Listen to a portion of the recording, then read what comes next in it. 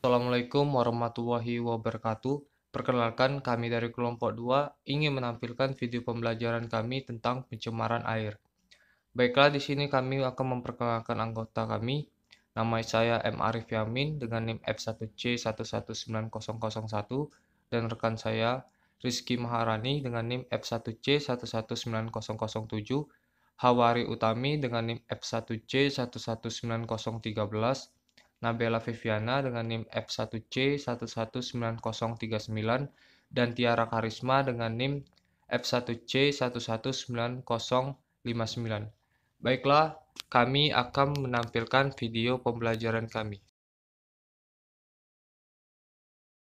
Baiklah, di sini saya akan menjelaskan pentingnya air. Yang pertama, bagian fluida yang sangat penting bagi kehidupan. Kedua, bagian dari fungsi ekosistem yang tak tergantikan. Ketiga, dibutuhkan untuk domestik, pertanian, dan industri. Keempat, berfungsi sebagai pembersih alami. Dan terakhir, setiap orang membutuhkan minimal 2,5 meter kubik air per hari. Siklus air. Siklus air atau perubahan wujud cair menjadi uap merupakan proses yang dapat mempertahankan kualitas air. Keberadaan air tidak pernah murni atau sebagai H2O, selalu mengandung impurities atau kotoran yang masuk ke lingkungan air. Baiklah, saya Nabela Viviana dengan NIM F1C119039 akan melanjutkan penjelasan dari PPT sebelumnya. Pencemaran air. Pencemaran air merupakan masuknya atau dimasukkannya makhluk hidup, zat, energi, atau komponen lain ke dalam air oleh kegiatan manusia, sehingga kualitas air turun sampai ke tingkat tertentu yang menyebabkan air tidak dapat berfungsi sesuai dengan peruntukannya. Sumber pencemaran air terbagi menjadi dua, yaitu sumber langsung dan sumber tak langsung. Sumber langsung merupakan pencemaran yang berasal dari sumber tertentu, contohnya pabrik, sistem buangan, sumber minyak, dan masih banyak lagi. Sumber tak langsung merupakan pencemaran yang berasal dari penyebaran sumber yang tidak jelas, contohnya air dari jalan atau dari kegiatan pertanian. Contoh dari sumber pencemaran air yaitu limbah industri atau produksi pertambangan, limbah domestik yang merupakan buangan tinja atau limbah dari cucian, limbah pertanian, pembangkit listrik atau BBM atau nuklir, perawatan atau pembersihan alat, transportasi air, erosi sedimen atau akibat tumbuhnya. Dapat kita lihat bahwa sumber pencemaran air ini sangat banyak, mulai dari limbah domestik, limbah pertanian, limbah perkebunan, dan masih banyak lain lagi. Baiklah, di sini saya Tiara Karisma dengan NIM F1C119059 akan menjelaskan PPT selanjutnya, yaitu pencemaran air tanah. Bisa dilihat di sini beberapa proses pencemaran air tanah dari suatu industri. Selanjutnya, ada beberapa indikator air telah tercemar, yaitu yang pertama, adanya perubahan suhu air yang ditandai dengan pengukuran melalui termometer air raksa dan perbedaan antara suhu air dan suhu alam di sekitarnya yang diperbolehkan adalah sebesar kurang lebih 3 derajat Celcius. Yang kedua, adanya perubahan pH atau konsentrasi ion hidrogen yang ditandai dengan pengukuran pH menggunakan pH meter atau kertas lakmus dan pH normal air yaitu 6,5 sampai 7,5. Dan apabila kurang dari pH normal maka bersifat asam dan apabila lebih dari pH normal maka bersifat basa. Yang ketiga, adanya perubahan warna, bau, dan rasa air. Yang keempat, timbulnya endapan koloidal dan bahan terlarut yang ditandai dengan menghalangi matahari masuk dan mikroorganisme tidak bisa berfotosintesis. Dan menurut Peraturan Presiden Nomor 82 Tahun 2001 berdasarkan kelas air, endapan yang diperbolehkan adalah 50 mg per liter. Yang kelima, adanya mikroorganisme yang ditandai dengan mikroba patogen. Dan yang terakhir, meningkatnya radioaktif air lingkungan yang ditandai dengan aplikasi teknologi nuklir, pertambangan-pertambangan, dan industri. Dan selanjutnya, Ada macam-macam pencemaran air, yaitu yang pertama, bahan patogen yang menyebabkan penyakit, yang kedua, bahan kimia organik, yang ketiga, bahan kimia anorganik, yang keempat, kekurangan oksigen atau eutrofikasi, yang kelima, endapan atau sedimentasi, dan yang terakhir yaitu polusi panas. Baiklah, saya Hawari Utami dengan NIM F1C1190013 akan menjelaskan tentang slide selanjutnya, yaitu tentang pencemaran air dari bahan kimia organik, seperti pestisida dan herbisida yang dapat bersumber dari pertanian, kehutanan, dan pemberantasan nyamuk.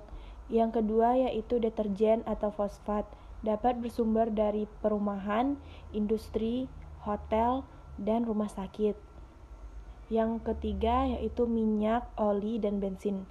Dan yang terakhir, buangan pabrik atau aliran dari sawah atau ladang yang dapat berdampak kanker atau kerusakan sistem saraf. Selanjutnya, dari bahan kimia organik atau POPs. Persistent Organic Pollutants atau POPs adalah bahan-bahan kimia yang tetap berada di lingkungan, bioakumulasi melalui jaring-jaring makanan, dan berisiko menyebabkan pengaruh terhadap kesehatan manusia dan lingkungan. Selanjutnya, the dirty dozen meliputi PCBs, aldrin, klor, dan DDT, dan lain-lain. Permasalahan dengan DDT tidak dapat dimetabolisme dengan cepat oleh hewan, sehingga akan terdeposit dan tersimpan dalam jaringan lemak hewan atau biomagnifikasi, sehingga dapat menyebabkan kanker, pemecahan hormonal, dan reproduksi, menurunkan kemampuan kognitif atau dopamin. Nah, selanjutnya dari bahan kimia anorganik. Yang pertama yaitu asam atau senyawa-senyawa sulfur dan nitrogen dari batu bara yang dapat bersumber dari tambang, terutama batu bara dan limbah industri. Yang kedua yaitu garam yang dapat bersumber dari kotoran alamiah dari tanah, irigasi, tambang, limbah industri, dan lapangan minyak. Yang ketiga yaitu logam beracun atau merkuri, timbal, kadmium, selenium, dan arsen. Dan dapat bersumber dari limbah industri, bahan bakar minyak, peleburan timbal, pestisida, dan fungisida yang dapat berdampak kanker dan merusak sistem saraf. Nah, dampak terhadap air atau air tanah.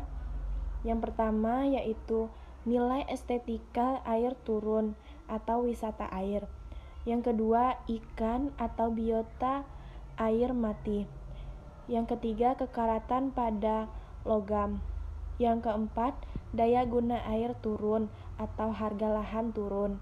Yang kelima, algae atau enceng gondok meningkat. Yang keenam, kesehatan pada masyarakat turun atau minum air dan macam ikan terkontaminasi limbah. Dan yang terakhir, terumbu karang rusak sehingga udang dan ikan jumlahnya menurun. Sekian dari saya, akan dilanjutkan oleh teman saya. Di sini saya Rizky Maharani dengan NIM F1C11907 akan menjelaskan PPT selanjutnya. Dampak pencemaran air. Dampak pencemaran air ada 4. Yang pertama itu dampak terhadap kehidupan biota air, seperti menurunkan oksigen, menyebabkan kehidupan terganggu, kerusakan tanaman atau tumbuhan air, dan air limbah sulit terurai. Dampak yang kedua yaitu dampak terhadap kualitas air tanah, seperti kualitas air menjadi menurun. Dampak yang ketiga itu dampak terhadap kesehatan, menjadi media penyebar penyakit. Dampak yang terakhir yaitu dampak terhadap estetika lingkungan. Proses pembusukan mengakibatkan bau menyengat dan mengganggu pemandangan. Beberapa penyakit bawaan air dan agennya. Agen virus, contohnya yaitu rotavirus, dapat mengakibatkan penyakit diare pada anak. Agen bakteri, contohnya Shigella dysentery, akan mengakibatkan penyakit disenteri. Agen protozoa, contohnya Giardia lamblia, dapat menyebabkan penyakit giardiasis. Agen metazoa, contohnya Taenia saginata atau Solium, akan mengakibatkan penyakit taeniasis. Konsep pengendalian pencemaran air. Yang pertama yaitu mengurangi atau menghilangkan sumber-sumber polusi. Contoh, pengurangan jumlah penggunaan pupuk. Kedua, meringkel buangan. Ketiga, mencari bahan-bahan pengganti yang ramah lingkungan. Contoh, penggantian phosphate pada deterjen laundry. Yang keempat, mengendalikan secara alami fungsi air sebagai pembersih. Contohnya, menghidupkan kembali wetlands. Yang terakhir, meniru fungsi air sebagai pembersih alami dalam cara mengontrol plan saluran pengolahan buangan, serta septic tank. Inovasi teknologi pengolahan air limbah dalam teknologi fisika. Yang pertama, berdasarkan perbedaan sifat-sifat fisik polutan dengan medianya. Yang kedua, sedimentasi, filtrasi, flotasi.